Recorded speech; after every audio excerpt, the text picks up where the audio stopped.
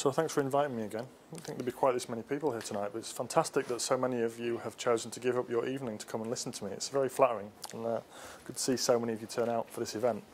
Got a couple of things for you. The first section of the evening, I'm going to do a quick introduction to Amazon Web Services, talk a little bit about how and why a bookseller got into the cloud computing business. It's quite an interesting backstory if you haven't heard it before, and reveals quite a lot about the way in which people at Amazon think, which you can use to your advantage if you're a customer. We were just having a quick chat before about our model for rapid iteration and how we enhance and deliver our services.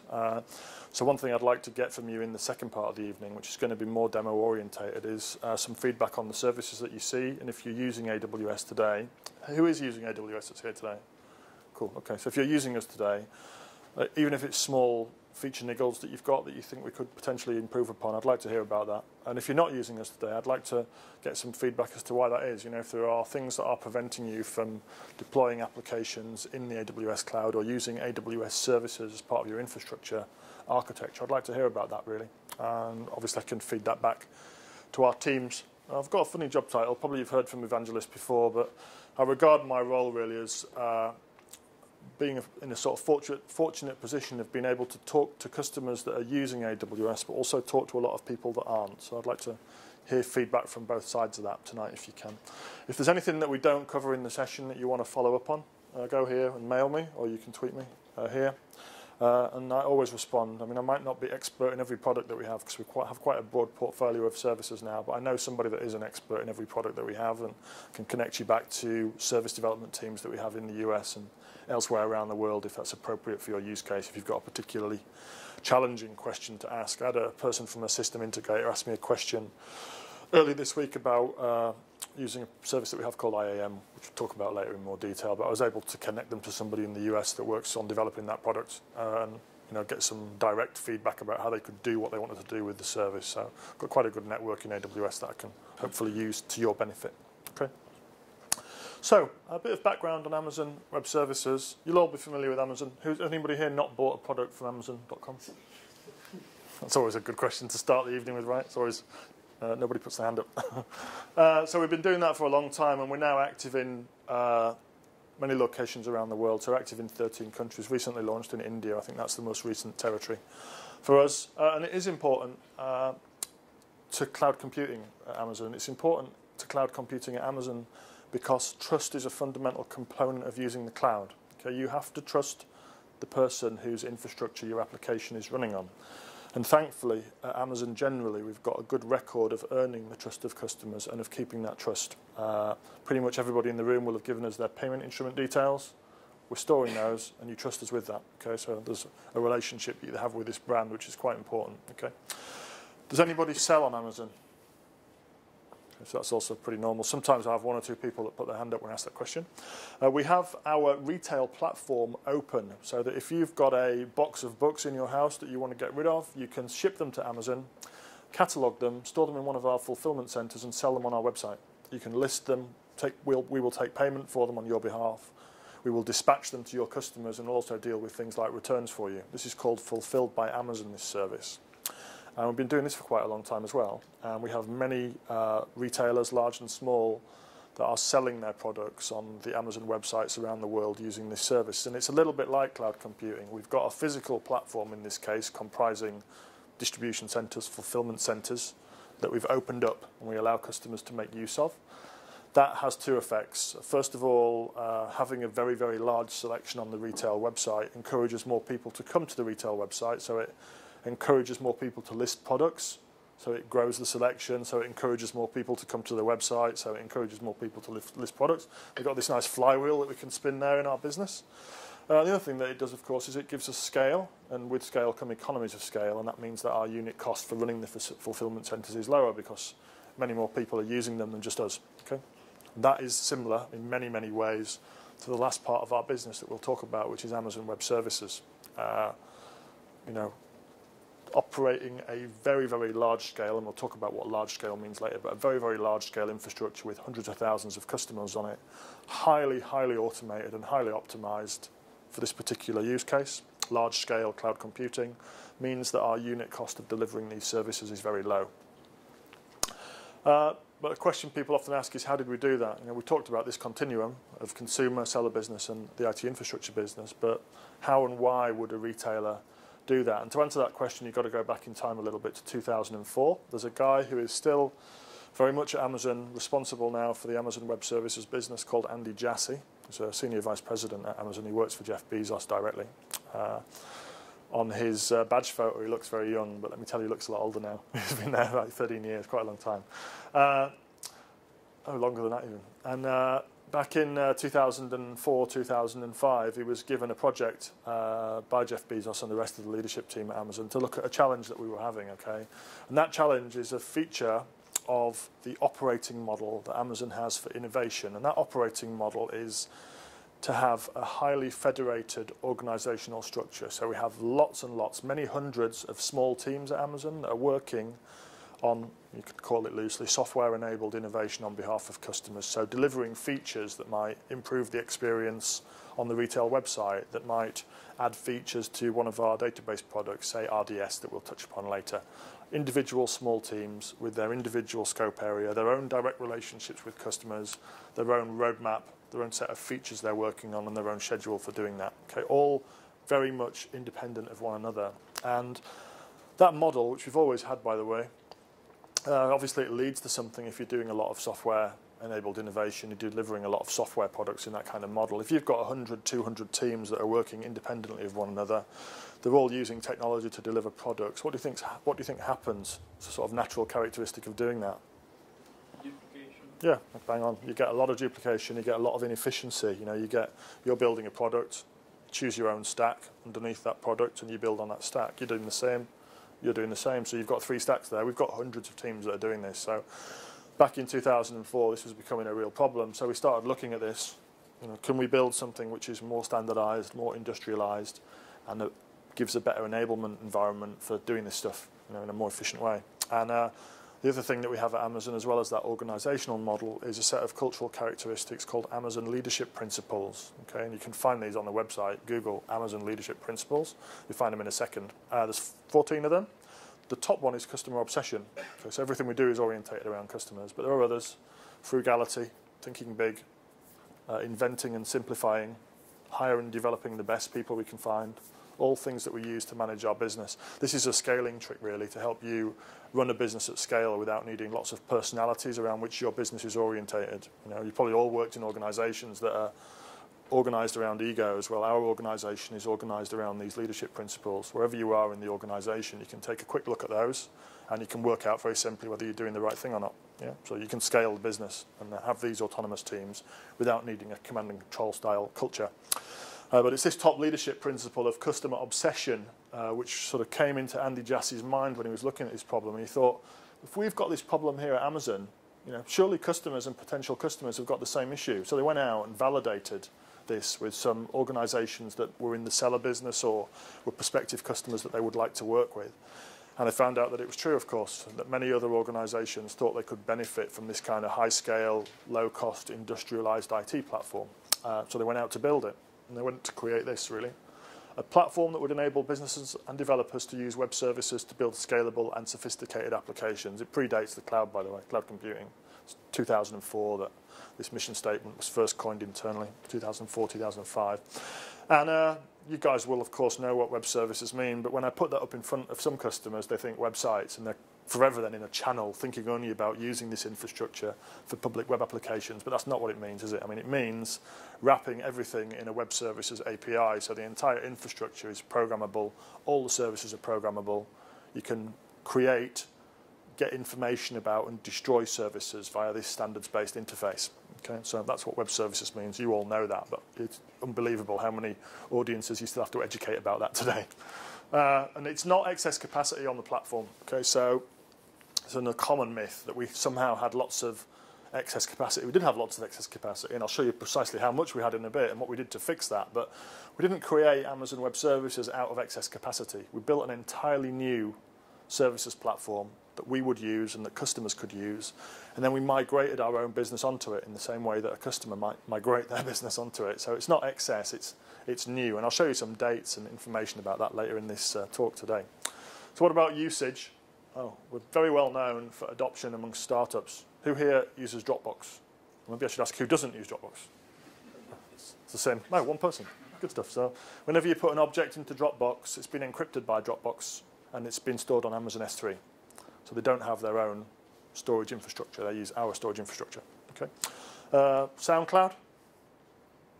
Anyone use SoundCloud? Okay. You really should use it if you don't use it, because it's very good. They're a very large AWS customer. All their media transcoding, the storage of all of their original media assets. They're essentially the YouTube of audio. That's what they do. Massive, massive scale. Storing, I don't know, many, many tens of millions, maybe hundreds of millions of media objects on the platform. Once again, they don't have their own infrastructure. It's on S3. Spotify, use that? Same deal. Their media assets are stored on S3. The BBC's iPlayer transcode service, okay, their workflow for transcoding content between live broadcast and subsequent availability on their video-on-demand platform, they're ingesting 2.1 terabytes of data a day into Amazon S3 for transcode. Yeah. So what do you think happens when you're aggregating all this demand? Any one of these workloads, by the way, would represent a massive opportunity to any traditional storage vendor. We have all of them aggregated on the platform. What do you think it does to the unit cost of storage? It hammers it.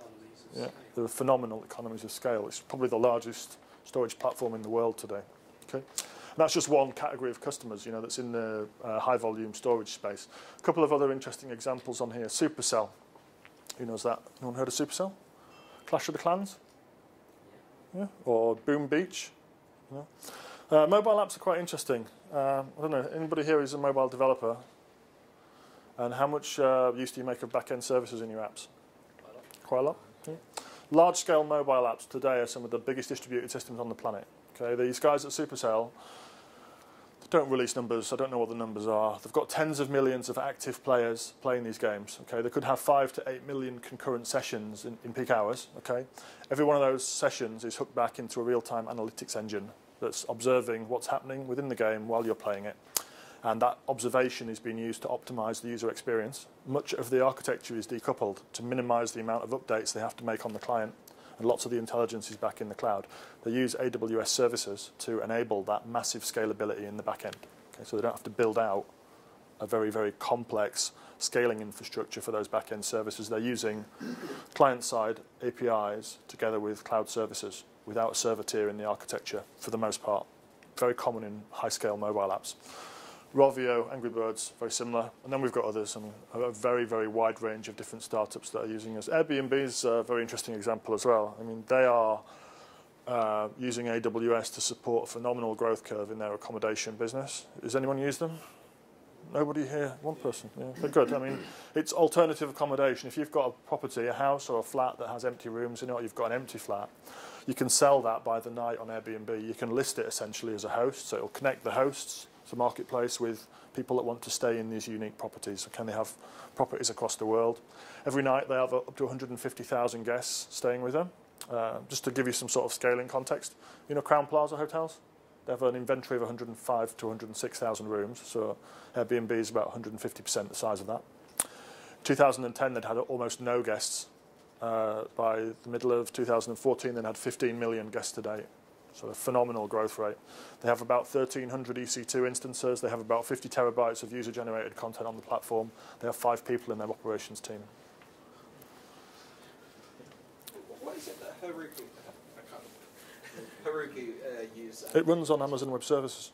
So the whole of their sort of like when their you stack. put the server Yep. on there, it's just Yep. running a server. It's running. So It's a wrapper on top of AWS resources. Yeah, and Parse, if you know Parse, very similar to Heroku, but for mobile apps only, the same thing. They have about 180,000 different mobile apps that are built out on their back end as a service, all running on AWS.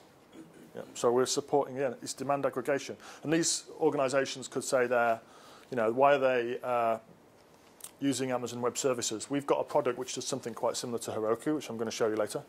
We've got our mobile services now that do something quite similar, could be perceived as similar to what Parse do.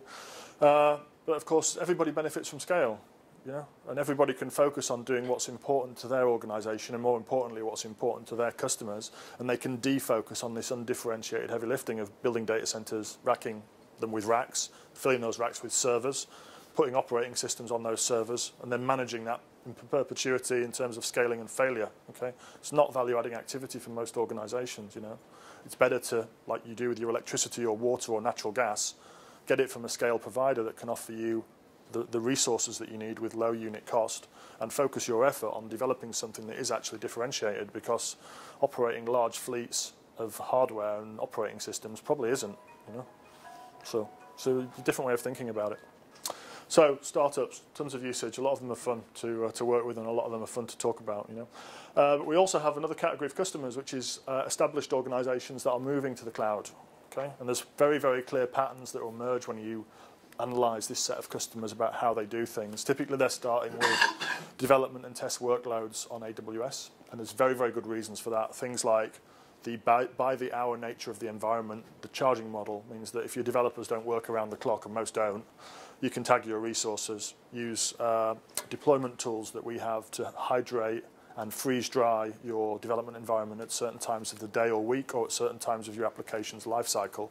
And you only be paying for your development environment while your developers need it. The rest of the time, you just be paying to keep it in storage. Okay, so it's very, very good for that. Not just for new apps. Tokyo Stock Exchange uses AWS for development and test of their large-scale Oracle applications. So it's traditional workloads as well as new apps. We would probably be more comfortable with. A lot of people in this room would be more comfortable with.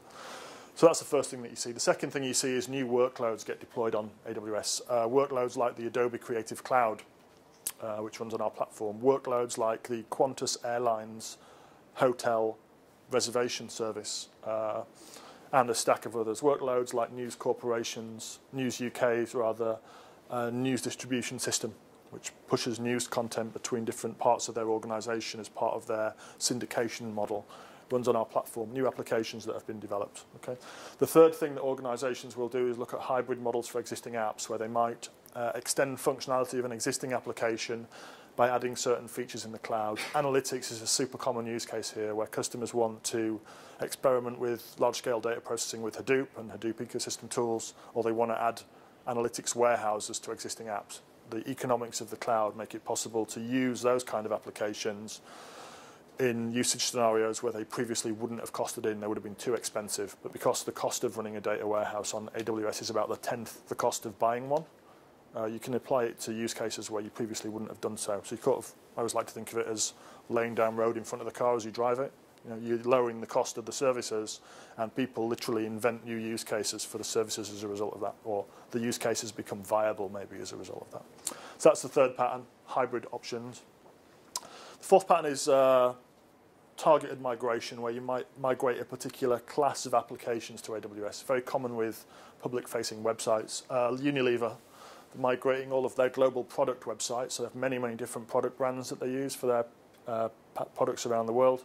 They're migrating 1,500 of these websites over to AWS at the moment. And the main reason for that is turnaround time in deploying new web apps. Rather than taking 2 weeks plus to deploy a new brand site in a particular geography, they can do it in a couple of days. So they've got much more opportunity to experiment with different brands in different territories, do that very, very responsively, to experiment a whole lot more.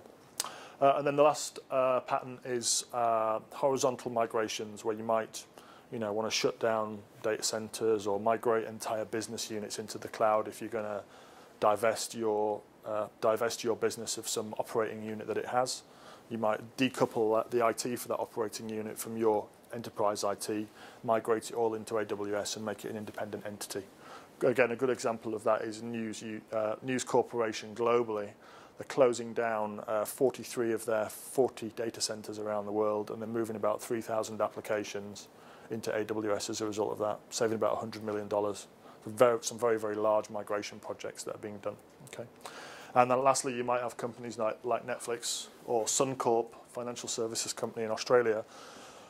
They're doing either completely built in the cloud from day one in the case of Netflix, or completely migrating everything they have in the case of Suncorp. So, a very broad range of different use cases. If you want to know more about customers that are using us, go here. There's like 300 to 400 case studies that have been written up, lots of videos. You can hear from Netflix, Parse, Airbnb, Adobe on videos explaining precisely how and why they use us. There's some great assets there. It's well worth looking at it. And if you need to convince somebody in your organisation that you can use the cloud to run a particular workload, somebody in management, hit them over the head with a competitor that's already doing it.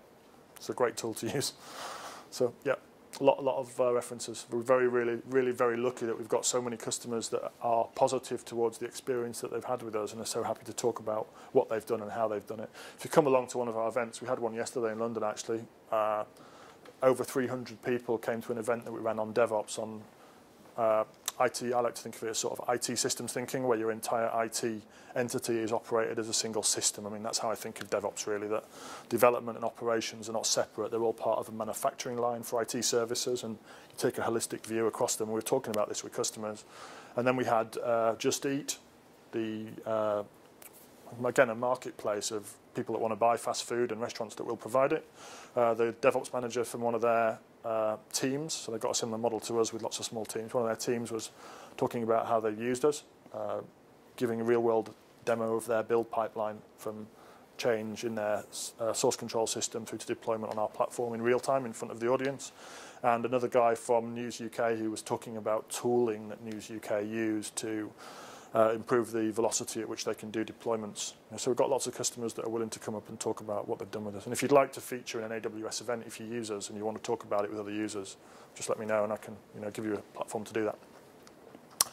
So what does this lead to? Well, this usage across all these customers leads to really rapid growth. I just want you to think about that number for a second. So I did a lot of work earlier in my career with e-commerce sites. None of them were anywhere near that big, and it was still a headache deploying the infrastructure in time for them with traditional infrastructure. I had one project with a travel portal here in the UK around about 1999, very well capitalised, obviously with a lot of venture funding, and we had real difficulties getting hardware in place fast enough for them to scale. And this was in a situation where they were only operating in the UK market. They didn't really have that many demand drivers on their infrastructure, just a marketing campaign, and it was making it hard for us to deploy systems fast enough for them to cope with demand. So just think about that number. We have 10 independent regions around the world. Every day across those regions, we're deploying infrastructure to support a $7 billion a year online retail business. So right now, somewhere in the world, there'll be people in an AWS data center, A, making sure there's a data center there, so a build program, B, placing racks with power, making sure the cooling is powered on, and then deploying server after server, storage system after storage system, and all the network plumbing that goes with that, wiring that in and connecting it into our management systems that control it all and making it available for customers so that when you need to fire up your C3 instance tomorrow morning, you can do that, and there's no capacity constraint. So there's really something big happening in the background. We have an American guy on our staff called James Hamilton. You can find him on YouTube. He's an excellent speaker, somewhat unconventional looking guy with very long hair. He lives on a boat in Seattle. Used to be the chief architect for Microsoft SQL Server. Now he works on AWS architecture from top to bottom, designing, building out and optimizing our stack so that we can get those economies of scale out. He's a phenomenal speaker. So if there's one other person you watch, go watch James Hamilton and learn about how we do some of this stuff in the background. It's amazing, really. It's all about utility computing, so fundamental characteristics, on-demand, pay-as-you-go. If you want to, you can also pre-commit to resources and lower your cost, but there's an on-demand option if you want to use it. Good availability characteristics in its uniform, wrap that infrastructure and present all that through that web services API. And it's not just compute resources, okay? It's a broad portfolio of services that we're going to talk about that you can use to, design, architect, develop, deploy, manage and operate applications in a new way, okay? On this global footprint, so 10 regions around the world. China's new and separate, by the way, so if you want to deploy something in China, you have to go at the moment through an approval process to do that, because it's in what we call a limited preview. Okay? Every other region is broadly service consistent. You can access the same services in EU West, US East, wherever you want to access them. Generally, when we launch new services, they go with a phased rollout, so they'll be made available in some regions before others. So, for example, earlier today, we just announced availability of something called CloudWatch Logs in the EU West one, and I think one of the US West regions as well. It started in US East several weeks ago. We've now made that available in other regions around the world.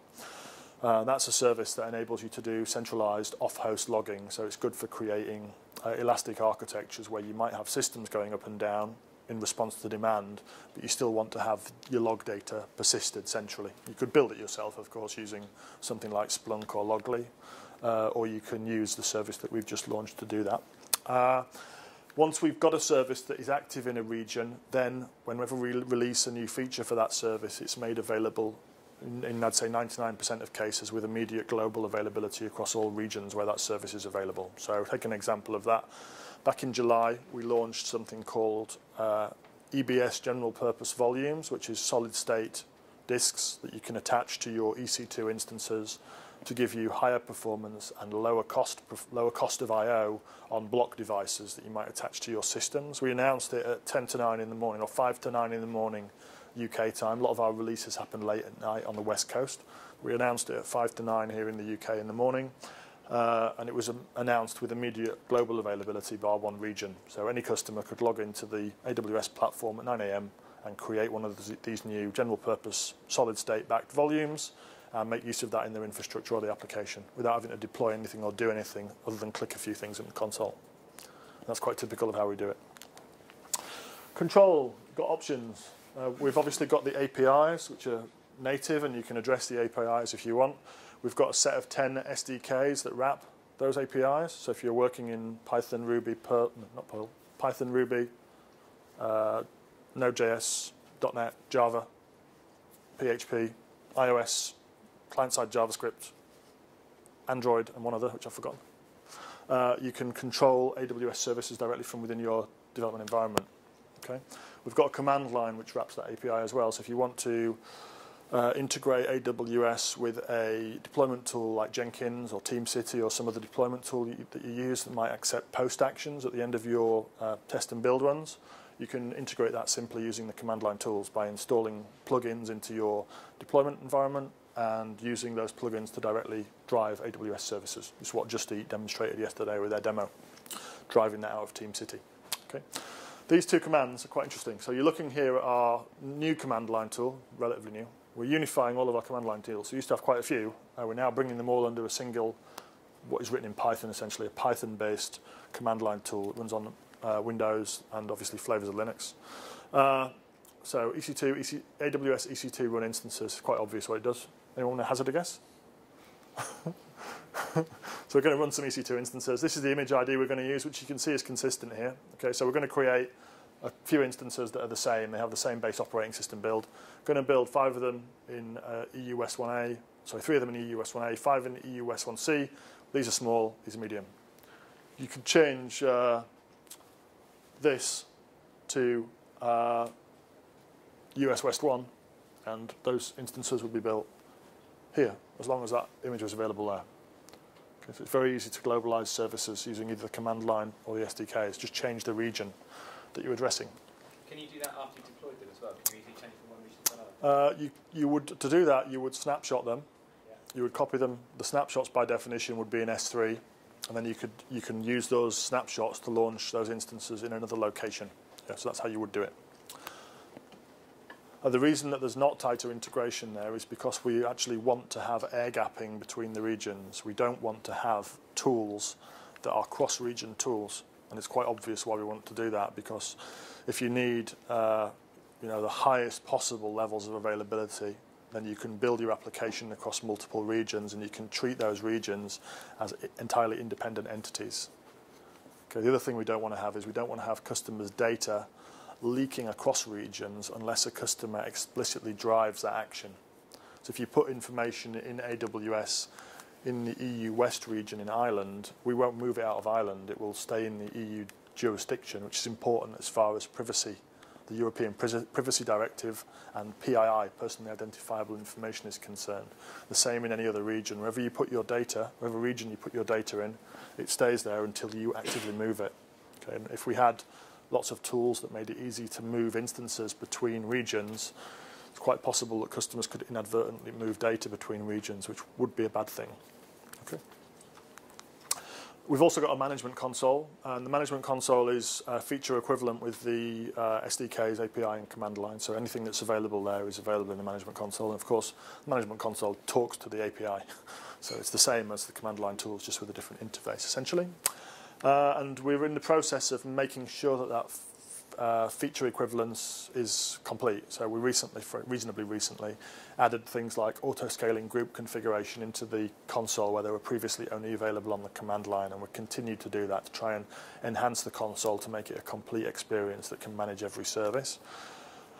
And I'll show you this later on. I'll give you a demo of some services being created in the console. So I think it's quite intuitive. And one of the main benefit, and also architectural consideration when building for the cloud, is elasticity. So with the exception of some M2M, machine-to-machine workloads, pretty much every IT workload looks like this. You've got variability in your workload. You don't always need the same amount of capacity. Unfortunately, you used to have to build up here. What I used to do in the late 90s, try to build up there for large websites that were launching. From an infrastructure perspective, I would add, pretty tricky and costly. And basically, you've got two scenarios. 3 of these are the first scenario, which is you have to invest in more than you need. You've got to build your capacity for what might be your peak workload or what you anticipate your peak workload being. You get wastage when you're doing that. This is even worse. This is, we've built our capacity, but our peak workload has exceeded our capacity. This is a whole other kind of problem, which leads to angry customers, lots of dissatisfaction. With AWS, you can do that. So basically, your environment can scale automatically on the basis of metrics that you define. You can have enough capacity to deal with demand without paying for it when you're not needing it. Very simple for me to say. Some of you will have legacy applications right now, and you'll be thinking, the theory is nice, the practice not so much. So obviously the caveat is everything needs to run on Intel, and everything needs to behave nicely in an elastic environment. And I was being interviewed this morning, actually, by a journalist talking about adoption of the cloud in enterprises. So pretty dry subject, some might say, but something that we talk about a lot because a lot of enterprise customers want to use this stuff. And he was saying to me, why did you come to AWS, and when did you realise that this cloud computing thing was the real deal and it was really going to have a big effect on IT? And the answer to that is when I saw that traditional software vendors were changing their products. Okay? Most of the database vendors today have got a product which likes to play with large arrays of low-cost computing infrastructure. Lots and lots of memory spaces that are parallel to one another. And plays nicely in this elastic world where you can fail these nodes or add these nodes, and the cluster, quotes, will sort of self-heal and redistribute data. And it's when I saw people like SAP with SAP HANA start to deliver software which really relied on this architecture and was optimized for this kind of architecture that a light bulb went in my head, and I thought, right, this is real now, because these enterprise apps have got a lifespan of 15 to 20 years once they're deployed. So for the next 15 to 20 years, this scale-out cloud-based architecture is going to be what we're building on.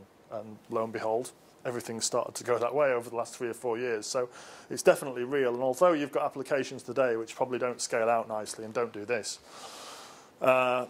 over time, everything will. Everything will have the ability to scale up to become massively parallel, and scale back down again. And we'll deal with data persistence in that environment in a graceful way. So we're in a period, I think, where a lot of applications are going to be changed in light of the way that the infrastructure's changed. It's a pretty cool time to be working in IT in many respects.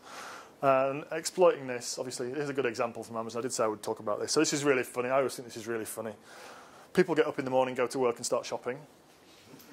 Or they shop especially at lunchtime, but basically while they're at work, they're shopping. And the reason you can see that is because there's a whole lot less activity on the weekend. There's shopping. People get up late on a Sunday. You can see that. People get in the office at 9 and they're immediately on Amazon. Yeah. Okay, it's just kind of interesting. Does anybody deny that? Cool. Okay, good stuff. And this is exacerbated even further if you look at certain times of the year. So this is November. And these are great moments at the end of November where you realise, oh my, if I don't buy some Christmas presents soon, I am going to be in serious trouble at home.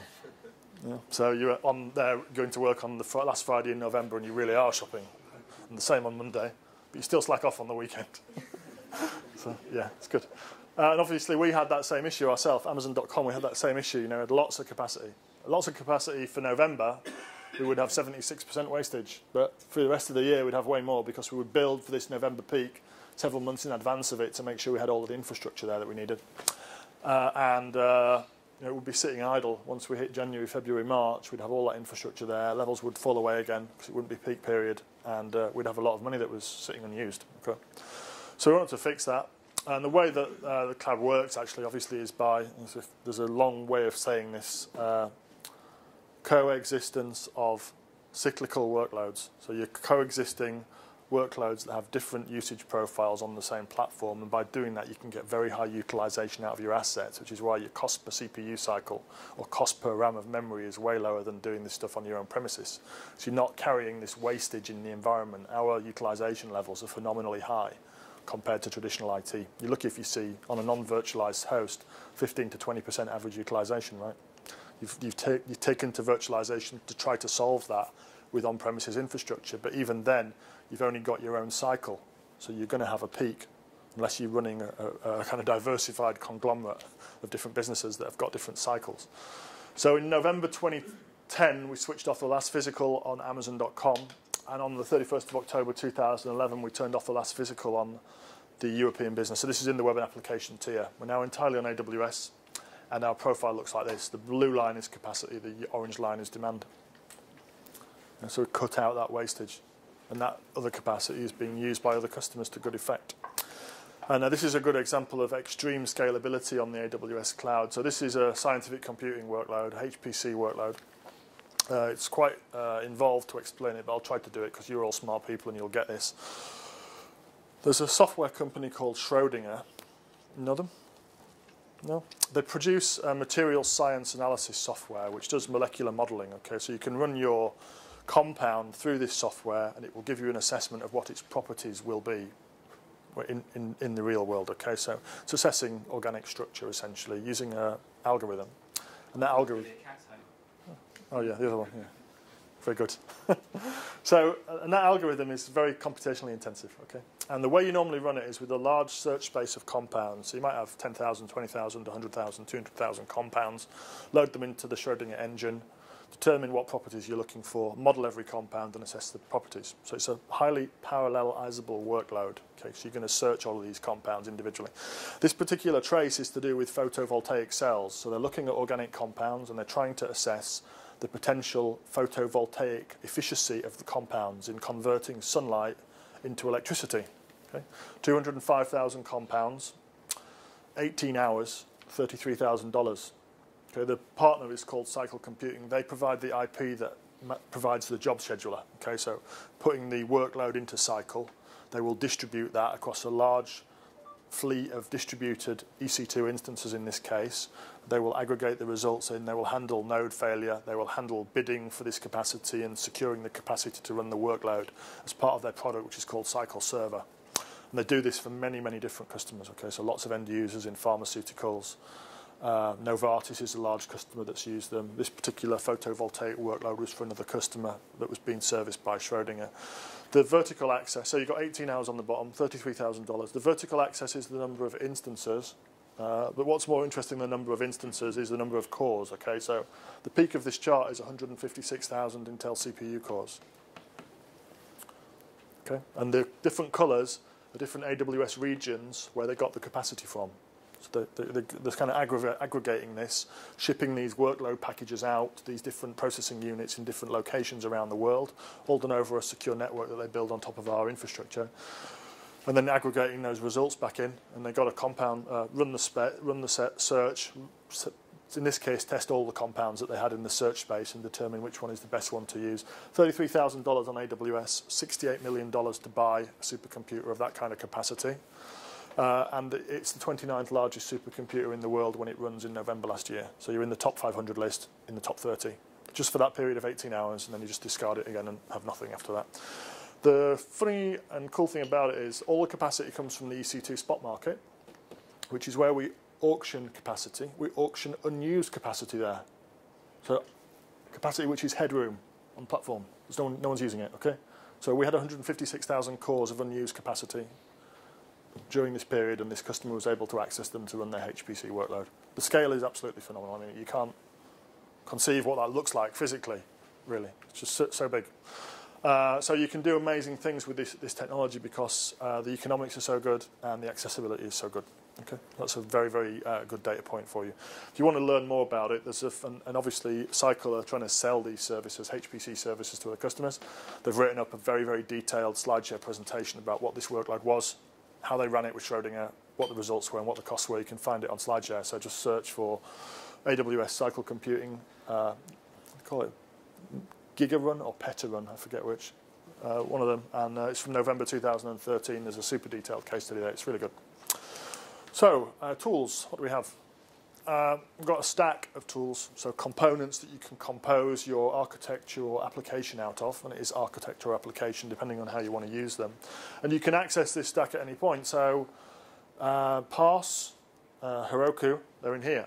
They're using these primitives of compute, storage, and in some cases databases, in some cases running their own databases on our compute, and they're then building their own stack on top of that. If you're a mobile developer, you can come in here and use those mobile services that I talked about. And if you want to operate and deploy your AWS services in a different way, or control security in your AWS environment, you're going to use a set of services out of here. But it's entirely up to you where you enter the stack, whether you put your own stack build onto an EC2 instance running Windows or Linux, or whether you allow us to put our build on there and you compose a service using Hadoop, our Redshift data warehouse, or some other tool. Just choose what's appropriate for your use case, your level of expertise, how much risk you want to take, and how quickly you want to move. Okay? And we're totally neutral about that. Regions around the world, we touched upon them already. 10 regions, okay? Independent collection of AWS resources. The wording is very important here. The wording's been selected very carefully, okay? So an independent collection of resources in a defined geography, and a solid foundation for location-dependent privacy and compliance requirements. So back to that, we don't move data out of these regions. A region is not a data center, so this is another misconception that can be quickly dispelled. A region is a collection of facilities, okay?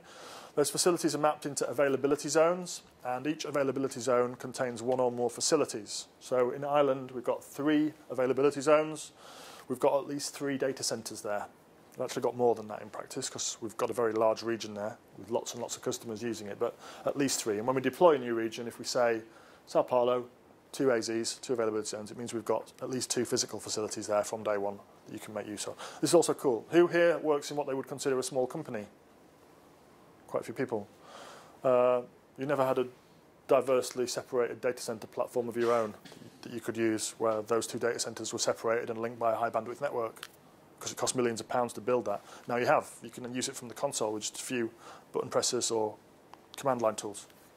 So you've got access to a platform that might be used by people like Aviva and others that I know are in the room. They've got fantastic resources. They can build stuff like that themselves, but most people can't. But with this platform, you can use it anyway.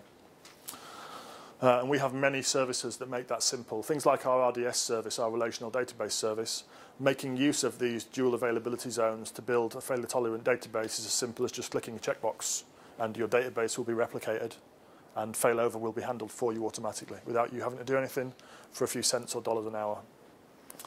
So it's a different kind of platform. Edge locations. There's 2 services that reside on these edge locations. There's 52 of these around the world. They're placed adjacent to internet exchange points. So we're going to have one in London that's on a high bandwidth fiber optic low latency connection to the links, for example. So users in the UK will get good and consistent performance to the edge location. Edge location supports a global DNS service called Route 53, and it also supports a CDN called CloudFront. So if you've got static application assets that you want to deliver at massive scale to hundreds of millions of users around the world, so you want to do a firmware update on a phone, okay? So you've got 50 million handsets in circulation, you make your firmware update available. What do you think normally happens with that on traditional infrastructure?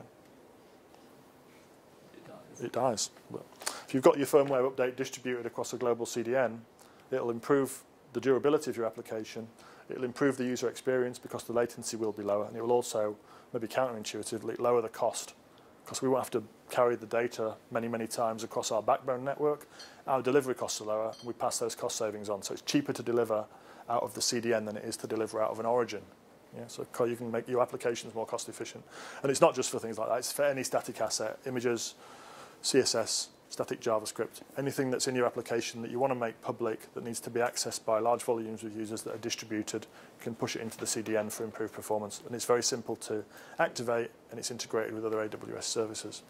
DNS is very similar. Anybody that's run a large-scale public app will know that DNS failures are catastrophic, and DNS performance impairment is a major cause of user experience issues, because every user has to do a DNS lookup. You can't optimize it.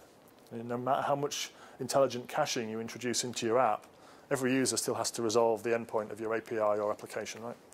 One of the ways we help customers tackle that is with these distributed resolvers. So our Route 53 service is distributed globally. If you host zone files on Route 53 for public DNS entries, a customer will have their resolution handled by a resolver that is close to them.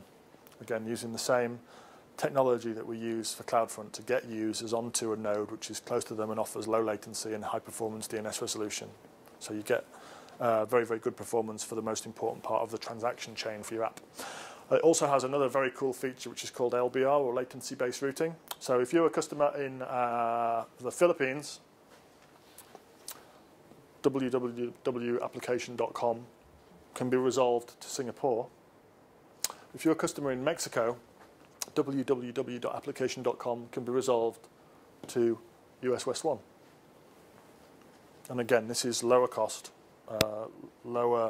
shorter round trip time to the point at which the application is going to be delivered, and a better user experience. And it also helps with failure tolerance. You can run multi-region apps like this. This is how people like Netflix deal with the massive volumes of traffic that they have on the platform, and ensuring that customers have good user experience by using this localized DNS resolution for that.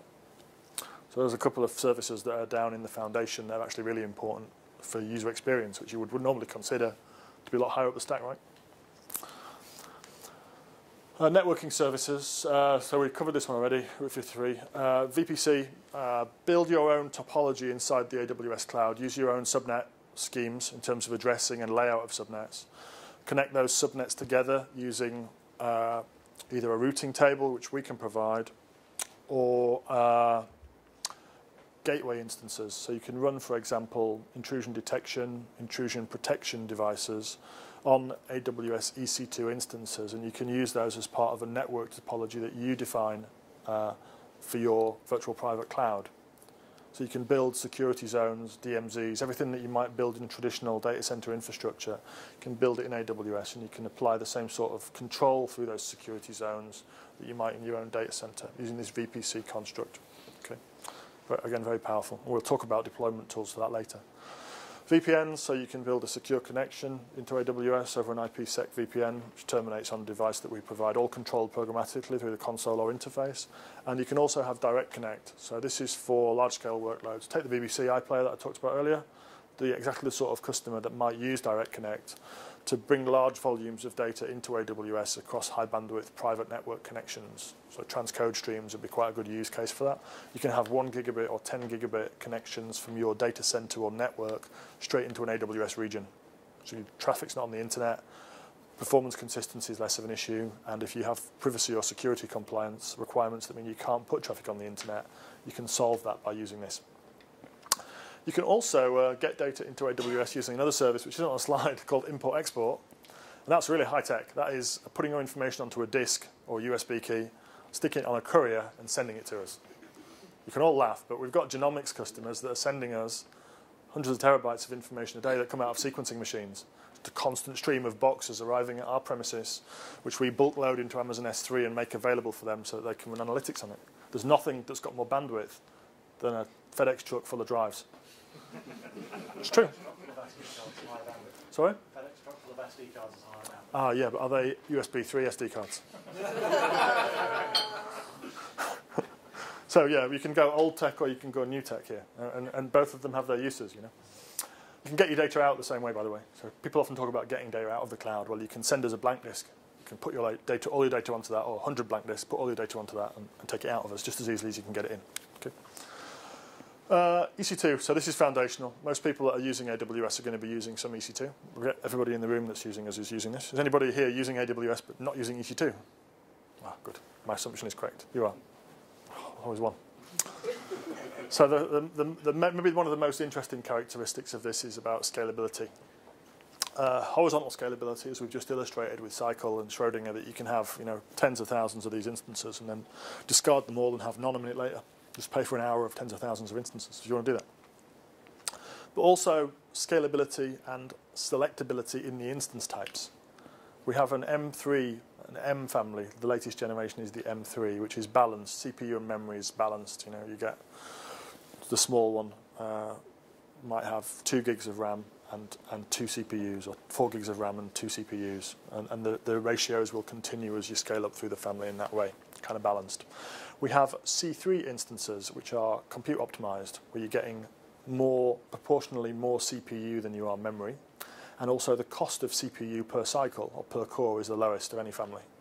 Okay? And it's quite interesting what happens with advanced customers when we launch these new families.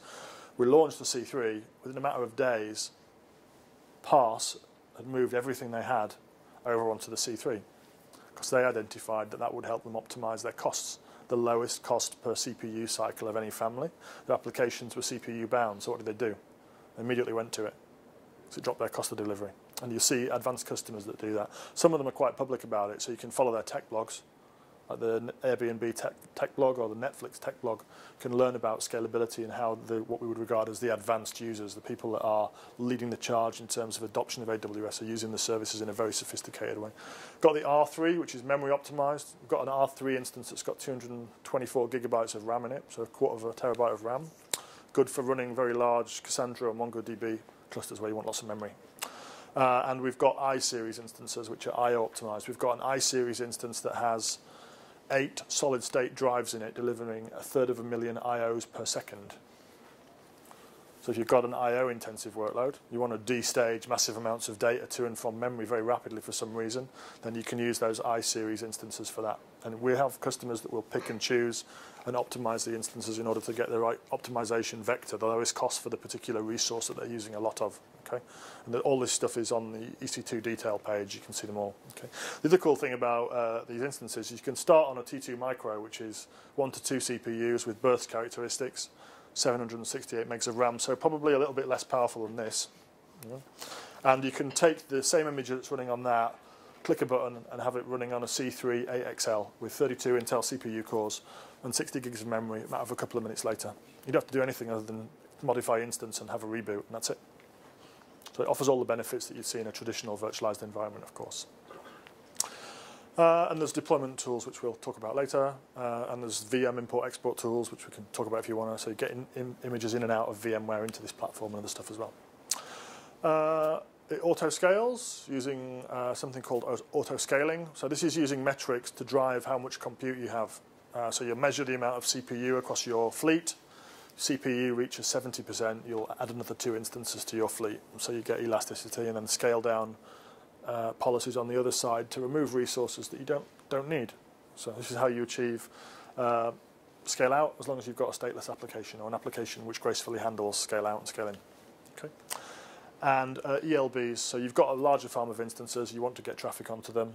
You're going to balance them with an ELB, an Elastic Load Balancer, which is another service that we provide, integrated with auto-scaling so that when a new instance is created, it will automatically be registered with an ELB and receive traffic. And when that instance is no longer needed, because the metric says it's no longer needed, it will be deregistered, gracefully drain the traffic, and be deregistered out of the ELB and go away. And nobody will ever know different. And it's not just at the front end. You can put these ELBs anywhere in your architecture where you need them. You're going to have multi-tier architecture where you might have internal APIs. You can load balance onto your internal APIs, have another auto-scaling group for your API servers, and scale parts of your application independently of one another, which again will help optimize your cost. You can also offload SSL, have user-defined health checks. You can have an auto-scaling group of 1, which will mean your instance is restarted if it fails automatically. Things like this. So lots of features. And we add features.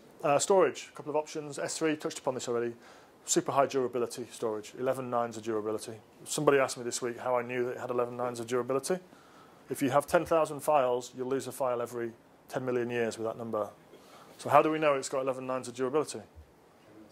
How many files? Over 2 trillion objects. So we observe the failure rate on the 2 trillion object base that we've got, and we know that that's the durability level. Losing on average with that number about 200 objects per year out of 2 trillion. So pretty durable. And it's got lots of other features. There's so many features. This is a very old service. It's been around since 2006. It's been through many, many enhancements. It supports object versioning. So if you change an object, a copy of your object will be retained. You can revert to it. It supports lifecycle management policies. So you can automatically, and this is essential in high scalability environments, automatically move objects down to lower cost tiers of storage. We have something called Glacier. 3 to 5 hour retrieval time, costs about 1 cent per gigabyte per month to store information there. And you can automatically destage data from S3 into Glacier under a policy. You can also automatically expire objects at the end of a lifetime. So you might have 90 days on S3, 7 years on Glacier, and then automatic deletion. If you've got a million objects to deal with, let me tell you that's a useful feature. You never have to write a batch-based system that's going to prune your objects. It happens automatically on the platform. And a lot of other stuff. You can encrypt objects with your own encryption keys. You can encrypt objects with our encryption keys. There's lots and lots of choices here. It can also act as a high scalability web server. So you can make an object public. It will be served out of S3. You never need to run an EC2 instance to serve that object. And it can act as a content origin for CloudFront as well. Do a lot of stuff with this service. Talking about this yesterday actually at the DevOps event, and it's a very, very simple service in concept, but it enables organizations like Dropbox, Spotify, BBC iPlayer, SoundCloud to do their innovative front-end services because they don't have to worry about this. It's less stuff for them to focus on. Spotify again as a reference. Elastic block stores. So these are the block devices that you were attaching to your EC2 instances to put your file systems on, or use as swap devices if you want to do that. They've got many of the features that you'll see in a traditional enterprise storage array. So you can snapshot a volume. You can integrate that snapshotting with things that are happening on your hosts using command line tools. So you might quiesce, or rather freeze a file system. That's not the right way around, is it? Quiesce your database, flush your tables, freeze a file system, snapshot your file system, unfreeze your tables, unquiesce your database and go, and you've got a consistent snapshot of your database then that you can recover from if you need to do so. You can use command line tools to automate that process and schedule it very, very simply. Okay. If you're using Linux, you want to be running the XFS file system to do that, but it's very, very easy and many, many customers do it. It's locked to an availability zone. That's quite important. So when you create an EBS volume, it's in a specific availability zone. If you want to move it between availability zones, snapshot and create a new instance in the second availability zone that uses it. So you use S3 as a mechanism for teleporting the images between zones because S3 is a regional service. Also got 3 types. The magnetic, which is the first one that we had.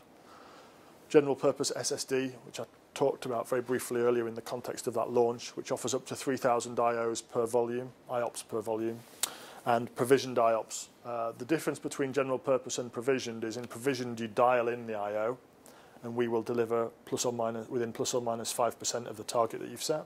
If you dial in 1,000, you get between 950 and 1,050 IOPS on that volume consistently, flatlined. With the general purpose, it's intended for bursty workloads. So you accumulate I/O credits over time at a rate of 3 I/O credits per gigabyte per second.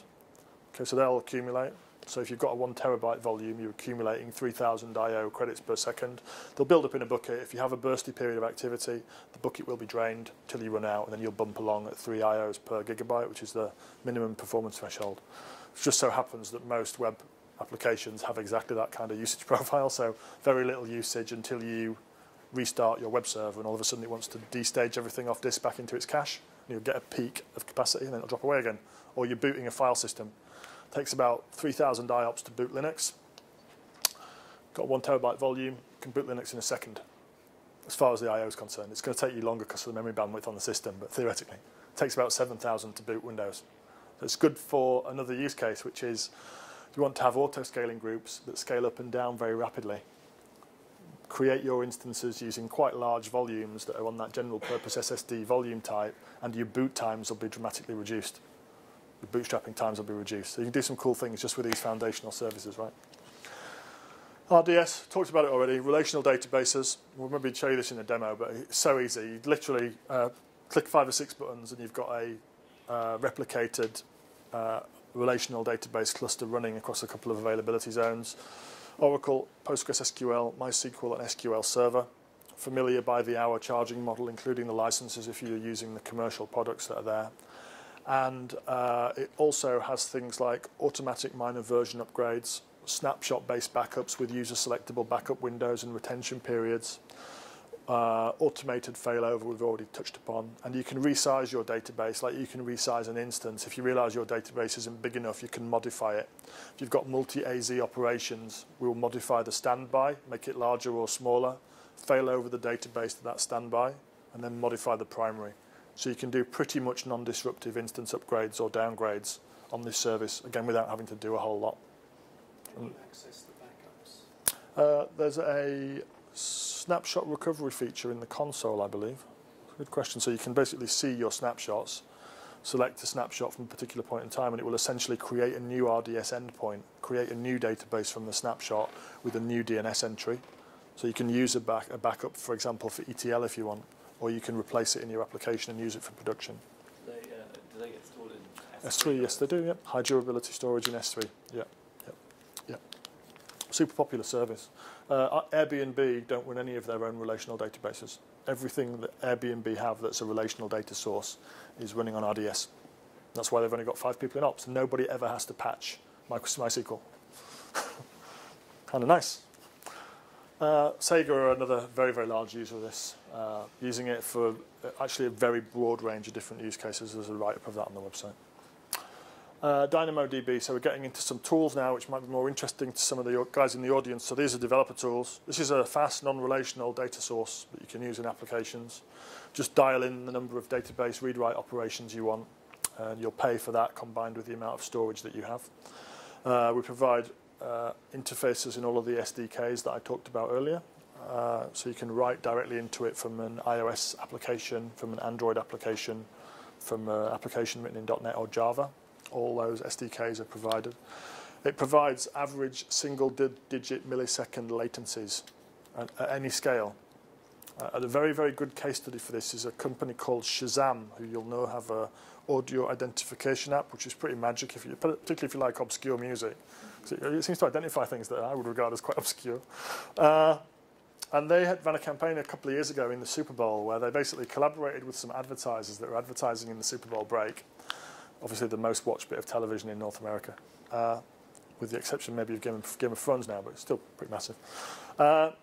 And basically you could Shazam these adverts. If you Shazammed an advertisement, you had an opportunity to win a prize. One of them was a Toyota car, so we're talking about quite substantial prizes. And they built the back end of that application using DynamoDB. They dialed up 500,000 IOPS per second for the short period immediately before, during, and after that advertisement break. Cost them a few $100s to run it. It would have cost them hundreds of thousands to build the infrastructure to support just that short-term workload. They're able to just dial it up. We provision everything that's needed, solid-state disks, instances, the whole works. Provide the APIs. You consume the performance, and when you've finished, just turn it back down again and stop paying. So it's a pretty good service. You can actually have 2 different kinds of reads. You can have normal reads, or you can have strongly consistent reads. Okay? And there's a different charge for them. So you can cost optimize within your application. If you don't need consistency, you can trade that off and get a lower price per read. If you need consistency, you can dial in strongly consistent reads, and you will get atomic reads back from the data source. There's a paper about this, actually, a research paper, which you can find, which is written by Werner Vogels, the CTO of Amazon. He's an author on it, and there's some others. It was published in 2009, I think. So if you Google DynamoDB research paper, you'll find the computer science behind it. It's a very sound piece of engineering, really. One of the most revolutionary services that we've ever launched, and customers use it a lot. When you say dial it up, can that be like scheduled? It can't be scheduled, but you can use scripting, of course, to schedule it. So you can do that dial up by the... That's a very good prompt, actually. So we don't provide auto-scaling here. But if you go on Google and look for dynamic DynamoDB, you find a third-party auto-scaling tool that's been developed for DynamoDB. It reads... That was a good question, because I would have forgotten to say this. It reads metrics out of CloudWatch, which is our metrics service, calculates how much headroom you've got, and if you don't have the amount of headroom that you've specified, it dials up the database for you automatically. And then when your usage drops away, it dials it down for you. And this is a part of a whole ecosystem of third-party tools that exist for AWS. Really good example. Another good example might be the Netflix OSS project. Anyone heard of that? Wow, this is really pretty cool. This is third-party management tools that were developed, some by Netflix and some under an OSS competition that they ran, to basically reward people that would write innovative tools for managing AWS resources. They have some good stuff. They have something called Chaos Monkey. Funny name. It randomly kills resources in your AWS account. So it enforces good practice in terms of availability and failure management in your apps. Because if you don't have good practice, you'll be found out by it, and you'll probably be ridiculed by your fellow developers, I would guess. So that's one they have. They have one called Janitor Monkey, which will identify untagged resources. Lots of people use tagging for cost allocation. Untagged resources are generally considered bad practice because you don't know what they are, particularly if you've got a large account. So it will identify untagged resources. It will send out warnings about resources that aren't tagged, and it will clean them up after 24 hours if they're not tagged. Where they have one called Aminator, not Animator, Aminator. It will automate a build pipeline of taking existing EC2 instances, building Amazon machine images from them, and using those in continuous deployment tools. And lots of others. They have a predictive auto-scaling tool, which will look at your account over time, work out how big your auto-scaling groups normally are at certain times of the day, and make sure that they're that big in advance.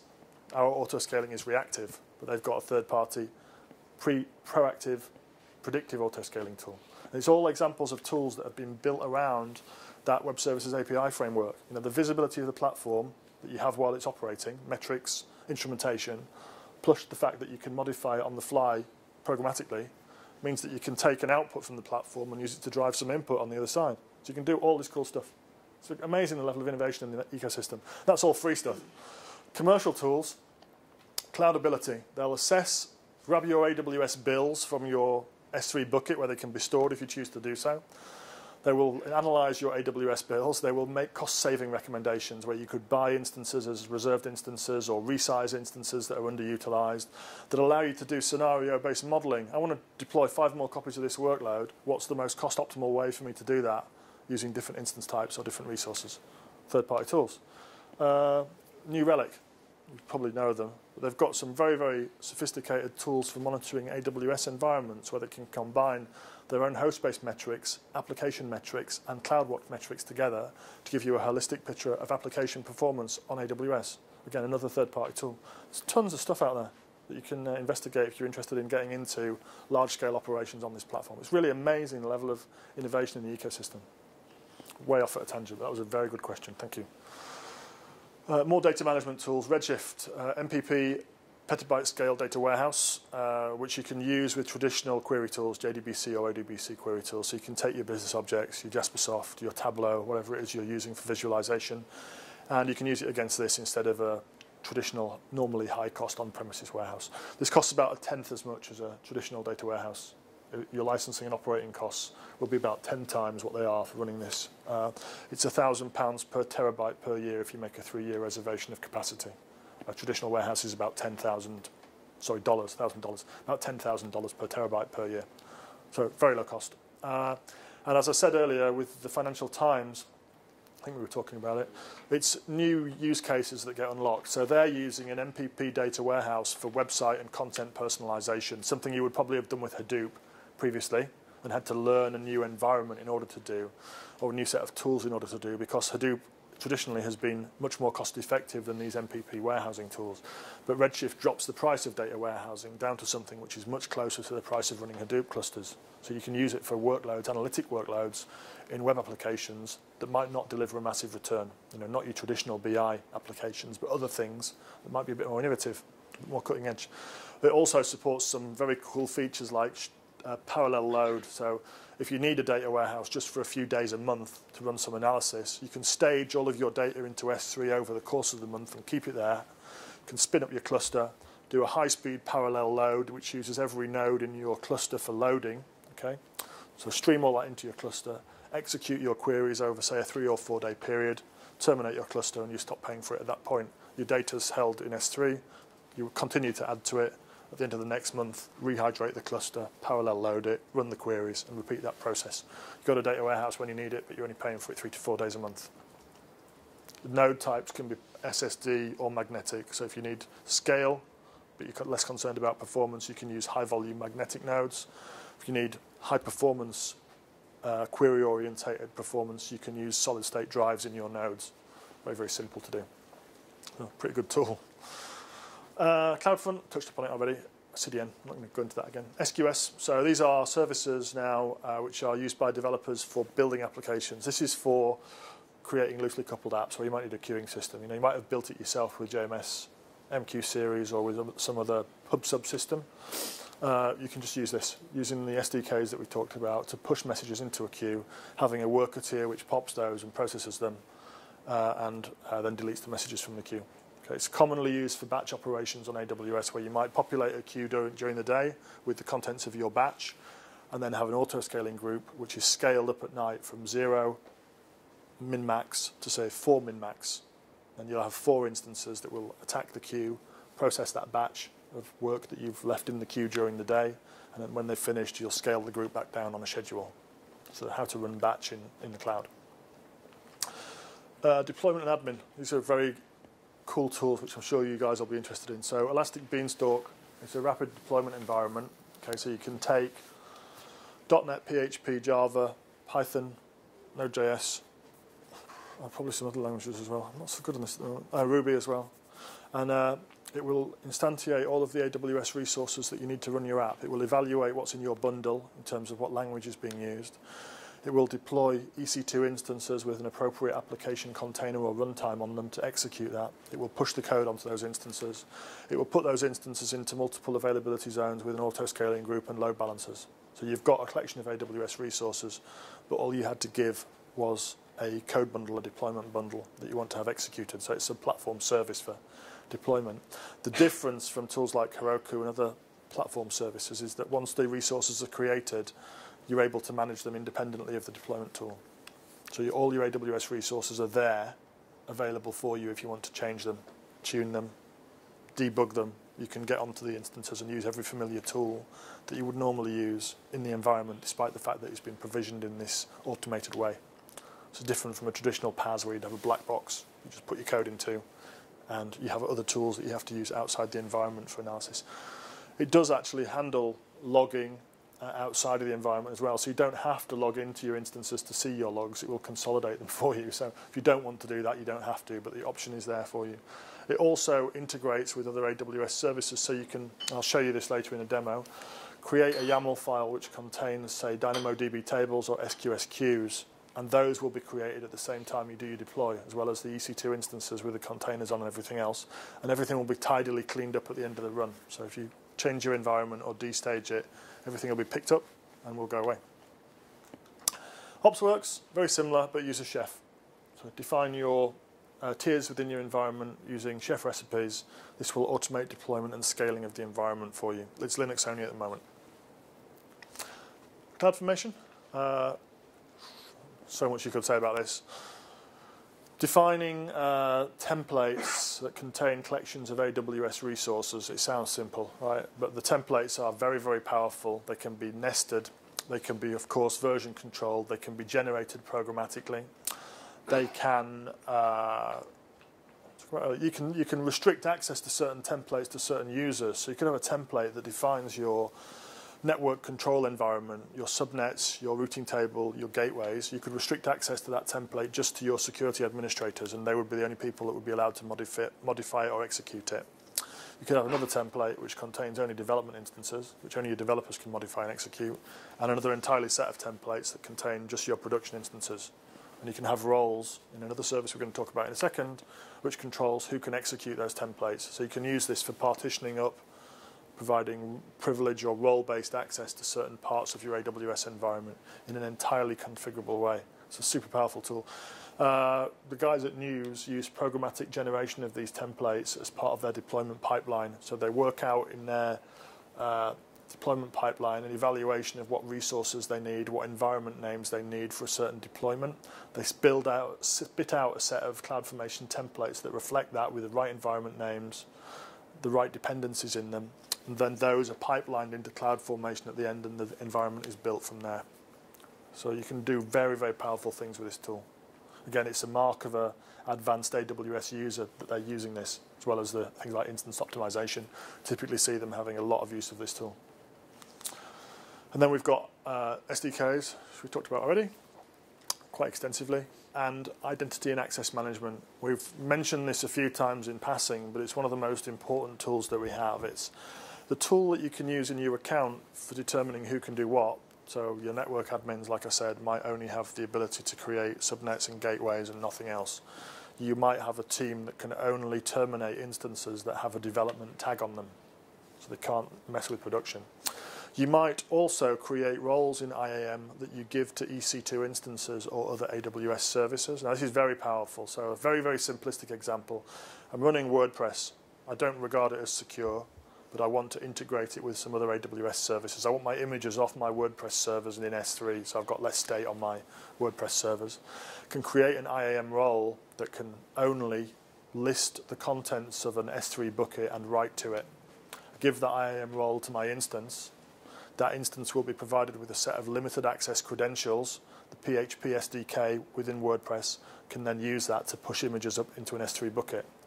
But if my system is compromised, nobody can start 10 EC2 instances on my account and use them for coin mining, because I've restricted the role. That instance can only perform that one role. If I want to change something, I don't do anything on the instance. Just log into my IAM console and amend the policy that's been associated with that instance, and that instance will either gain roles or lose roles on the basis of that amendment, but it never has any credentials on it. Never has an AWS access key or a secret key on it. So running high security environments is made possible by this IAM service. And we didn't talk about all this stuff. So there's a lot of other stuff that we've not talked about. Managed caching with Redis and Memcache. Managed Hadoop with Elastic MapReduce.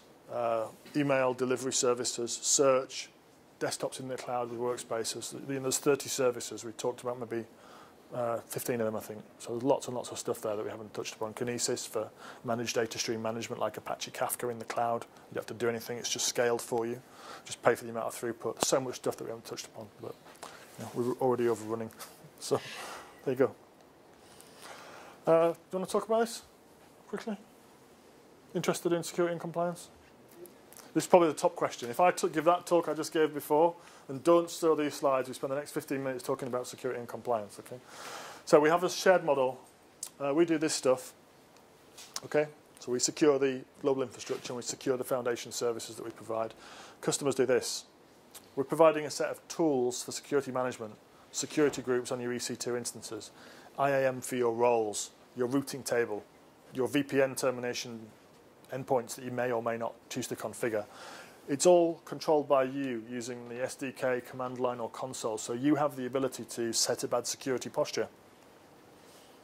Yeah, don't do that. Make sure that you're giving the security roles in your environment to people that have got information security expertise and are simply being retrained to use a different set of tools. That's how you should do it. The helpful thing is all the services that we provide start with no access. So if you create an EC2 instance without punching a hole in the security group, the software firewall, you can't access that instance. You have to de-restrict things. Okay? When you de-restrict things, there are risks. So be smart and learn about what those risks are. You're also responsible for maintaining patches on your EC2 instances. Like this last week, we sent everybody that's got a Linux instance that has a vulnerable copy of Bash on it a notification about shell shock, okay, telling them to get onto their instances and run their appropriate package update command for whatever their operating environment is, whatever their distribution is. But we can't get onto the instances.